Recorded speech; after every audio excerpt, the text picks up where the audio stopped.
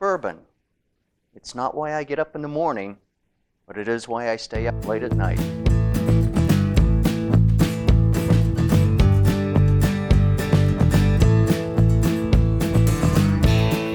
Hey, Beer to Whiskiers.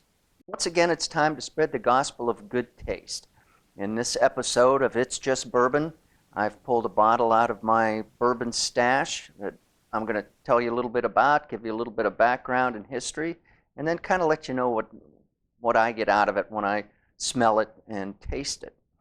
Today's featured bourbon is Rock Hill Farms, and it's produced by Buffalo Trace, and it's their mash number 2, which is the same mash bill that they use for Elmer T. Lee and Blanton's.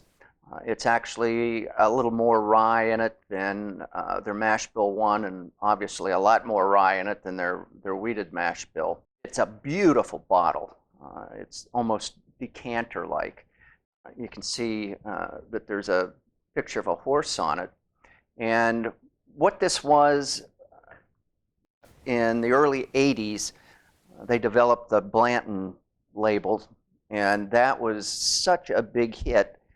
Decided to kind of keep with the horse theme and come up with another bourbon, and this is the one they came up with.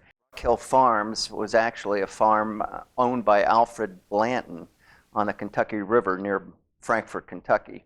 That's where the name came from, and it's 100 proof, 51% corn at least. The rye mix, we think, is probably somewhere between 11 and 15%. We're not sure. They don't really tell us what's exactly what's in that mash bill. The way that they manage to make different bourbons from the same mash bill essentially is the way they are aged. And they're all aged, obviously, in charred white oak barrels.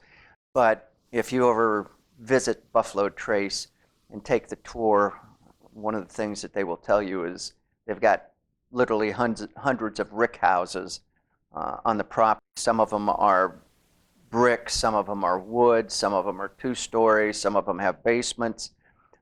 So it just depends on really where the bourbon is aged and how long it's aged, and that's kind of where you get the different flavors out of it.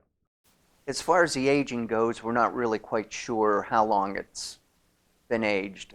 We think it's somewhere in the neighborhood of 8 to 10 years, but that's just kind of a guess. We don't know for sure.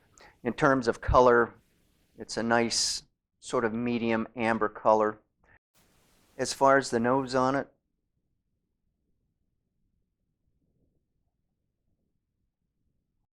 there's some fruit there. There's I get a little hint of cinnamon and a little hint of caramel, or caramel, however you choose to pronounce it.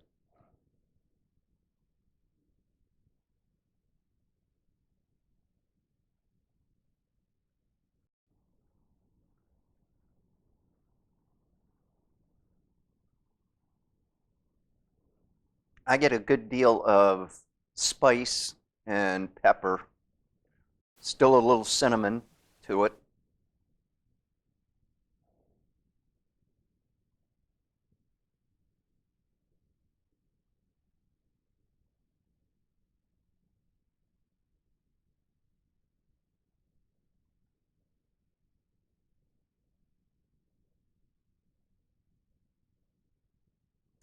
I think this is a good time to mention Sazerac. Sazerac is the company that owns Buffalo Trace, and it's a family-held company that has offices in New Orleans as well as in Louisville, Kentucky.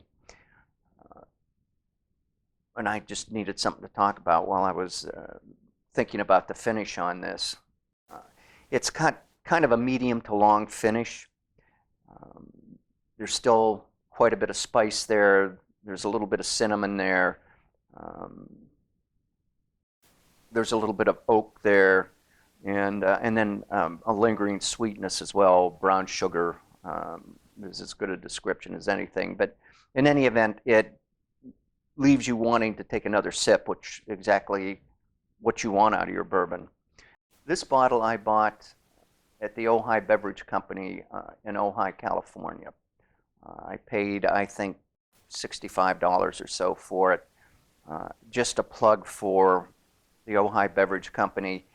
They have a bourbon collection that is masterfully curated, and they've got a lot of interesting labels and some things that are kind of tough to get, like Rock Hill Farms. This is not a bourbon that you find very often.